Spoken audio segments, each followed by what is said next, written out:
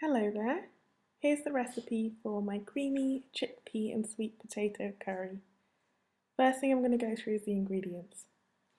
You're going to need 2 onions, as well as 5 cloves of garlic, a thumb-sized piece of ginger, lots of tomatoes, and this will form the basis of your curry.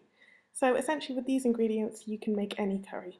Then you're going to need a sweet potato, chickpeas, coconut milk, vegetable stock, as well as spices. So I've got paprika, I have turmeric, and I have cumin, salt, pepper, and sabji masala. I know sabji masala isn't what you find in your typical supermarket, but it's super important for this recipe.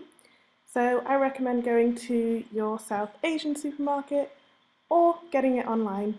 I can put a link in the description for it below. So these are the main ingredients. I also forgot you will need 2 hot Thai chilies if you want it less spicy, and spinach. So now the prep. Wash your fresh vegetables. Don't be dirty. Okay?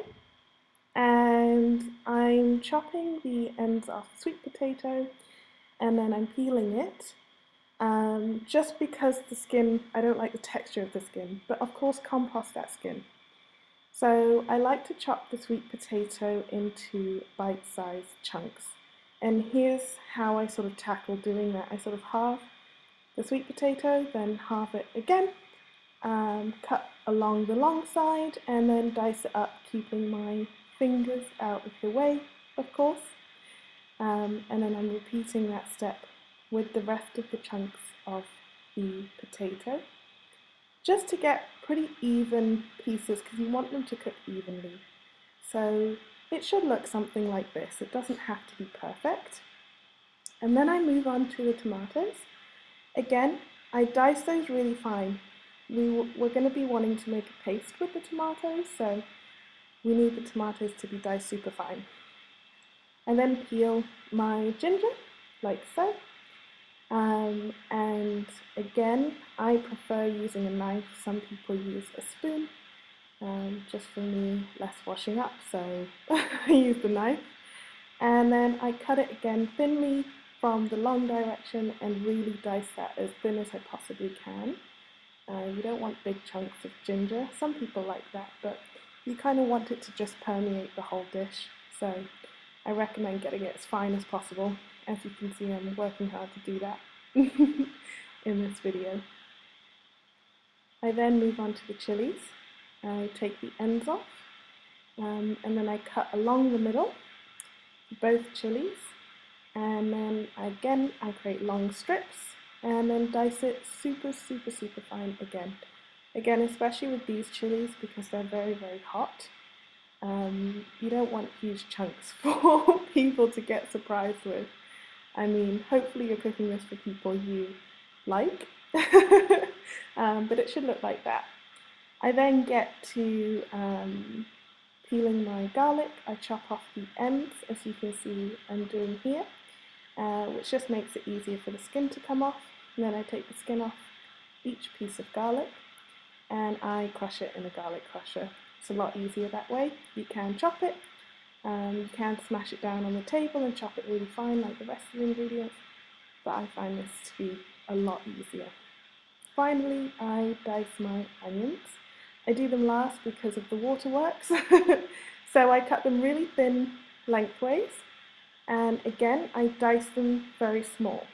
As this will be making a paste, you want everything to be chopped finely, you don't want big chunks of anything. So here are all my fresh ingredients prepped, as you can see. So now it's time to cook.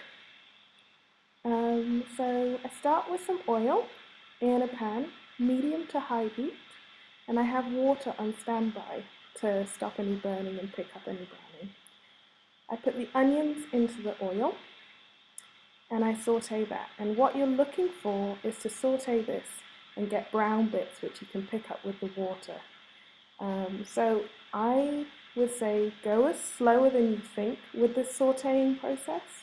I would say I spent a good 10 minutes of just sauteing, picking up the brown bits, sauteing, picking up the brown bits, and as you can see it goes a nice golden colour. at which point I season with generously with salt and pepper. Pepper activates the nutrients in turmeric, and then I add my ginger and my chili. I saute that in with the onions, and I continue the browning process. Browning is flavour in this dish. Do not skip on this part. Once you're happy, add in the garlic. You don't want to burn the garlic, that's why I add it in last of these base ingredients. And you want to cook that until it's really fragrant, and it will become fragrant very quickly, probably after 2 minutes, at which point I add in the tomatoes. And again, we're looking to create a paste. So here's what it will look like initially.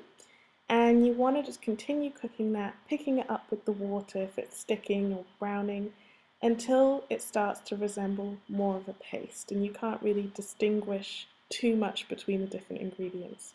It will start to look something like this. Once it looks like this, I add in my spices. And as you can see, I like a lot of sabji masala. It's just the best. And then I mix that in to continue to create a paste and cook off the spices a little bit. Your kitchen is going to smell divine. And then I add in the sweet potato as it takes the longest to cook, along with about a glass of water, just to start the cooking process for that sweet potato. Meanwhile, I drain and rinse my chickpeas, and then I get a stock cube ready, which I like to break up and crumble into the mixture, as you can see I'm doing here. It just adds a lot of flavour. Then my chickpeas go in, along with the coconut milk, which I fill the can with water to rinse out any other bits and fill to the top. I then leave this on the stove on a medium-low heat to simmer for about 30 minutes, 30 to 40 minutes, at which point I add in my spinach and stir it in. We're almost done. And as you can see, as you add in the spinach, it thickens, it's looking delicious, it's looking creamy, your kitchen's gonna smell like heaven, and it's ready to serve. So here I've just served it with some white rice, which is my favourite way to eat it. You can eat it with bread. And gosh, look at that. It looks really good. And yeah, you're ready to enjoy a nutritious and delicious meal. It's one of my favourite meals, so I hope you enjoyed the video, and let me know what you would like to see next. Thanks for watching.